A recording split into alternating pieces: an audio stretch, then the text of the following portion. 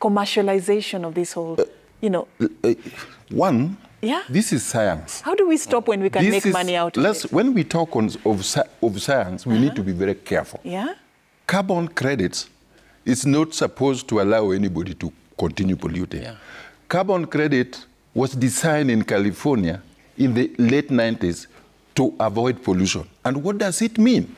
It means that for you to shift from a manufacturing perspective for a company to shift to a green, new, low carbon emission technology, you have to invest a lot of money to move towards that.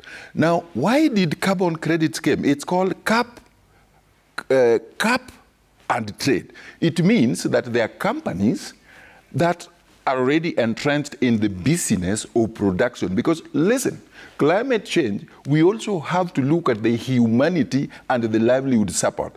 If you put emission reduction, for example, when you are manufacturing food, for example, using the old technology, it means you have to shut up that company. If you shut up that company because the technology is polluting, then it now means that the people, again, counterproductive, will lose. So cap and trade was brought in to allow companies to continue emitting to a certain extent for a given period. No, so it was supposed to be progressive. It is progressive, it is innovative to reduce, but that cap, where beyond you pass that, is now where somebody that cannot innovate, another company that cannot invest in that technology, now buys that. When you buy that carbon, it's called CO2 equivalent, carbon dioxide CO2 equivalent. It is not that carbon. It is an equivalent of an X tons of carbon dioxide emission. So if you don't understand science, don't talk it. Secondly, climate smart agriculture. What is smart agriculture? Smart agriculture means it is an agriculture that adopts the new technologies which is compatible with climate change. And what is climate change? It means that we are now living in a warmer environment. There is not enough water, for example. Now, climate smart agriculture means you stop flooding your rice field, for example. You go to highland rain-fed areas.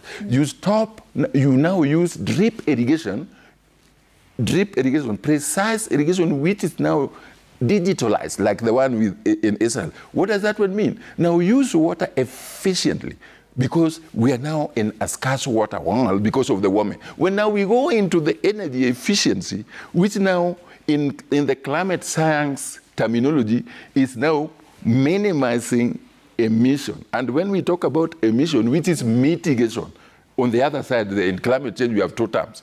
There is mitigation and there is adaptation. Yeah. And adaptation is linked with building the resilience. Mitigation is now where the polluters now mitigate. It means that they reduce the emission to a lower level of what is now termed 2%, below 2%. If you go into the Paris Agreement, that is the agreement, below 2%. Now, to get that to below 2%, now you go into the Paris Agreement, Article 9, which has got 3 components. One, capacity building, which FLOCA is providing to the national governments and also to the local level. Number 2, technology transfer.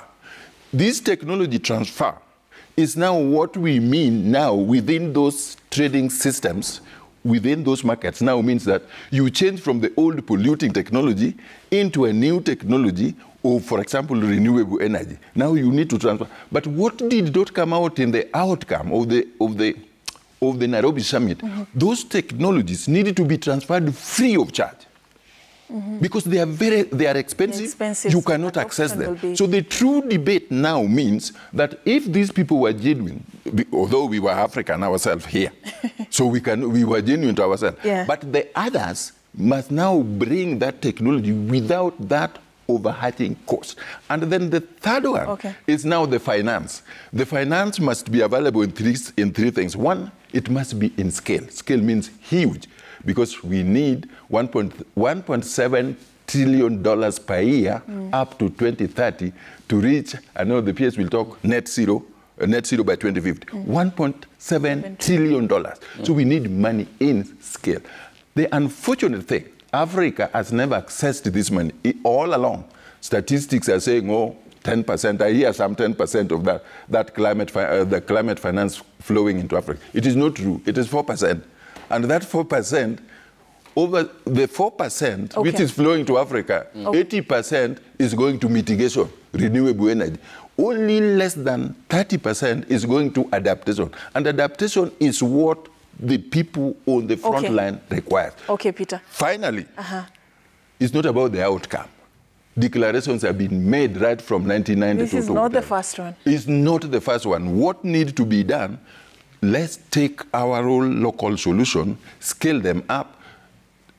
Reforming the multilateral banks or development partner is a good thing, but it has to be reformed up to the local financial institution. In the National Treasury, we started those reforms in 2013-2009.